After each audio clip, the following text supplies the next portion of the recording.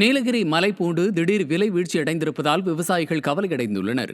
நீலகிரியில் கேத்தி, பாலாடா, கொல்லிமலை உள்ளிட்ட பகுதிகளில் விவசாயிகள் மலைப்பூண்டு பயிரிட்டுள்ளனர். பூண்டு வரத்து இல்லாததால் கிலோ 600 ரூபாய் முதல் 400 ரூபாய் வரை கொள்முதல் விலையாக கிடைத்தது. இதனால் மலை மாவட்ட விவசாயிகள் பெரும் லாபம் ஈட்டி வந்தனர்.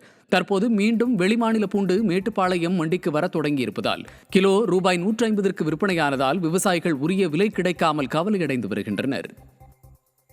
கரூர் மாவட்டம் குளித்தலை அருகே இறுதியாண்டு என்ஜினியரிங் மாணவன் கை கால்களை கட்டிக்கொண்டு கிணற்றில் குதித்து தற்கொலை செய்து கொண்டார். சடையம்பட்டியைச் சேர்ந்த அருண் தனியார் கல்லூரியில் மெக்கானிக்கல் என்ஜினியரிங் பிரிவில் இறுதியாண்டு பயின்று வந்தார். இந்த நிலையில் அருணை காணவில்லை என அவரது பெற்றோர் தேடிய போது கிணற்றில் கிடந்ததைக் கண்டு அதிர்ச்சியடைந்தனர். இதையடுத்து அவரது உடலை மீட்டு பிரேத பரிசோதனைக்கு அனுப்பி வைத்தனர். விருதுநகர் மாவட்டம் வெம்பக்கோட்டை அகழாய்வில் சங்கு பதக்கங்கள், சுடுமண் ஆட்டக்காய்கள் கண்டுபிடிக்கப்பட்டது. 3ஆம் கட்ட அகழாய்வில் சங்க பதக்கம், விலங்குகள் மற்றும் பறவைகளின் தலைகளுடன் உள்ள சுடுமண் ஆட்டக்காய்கள் உள்ளிட்டவை கண்டறியப்பட்டுள்ளது.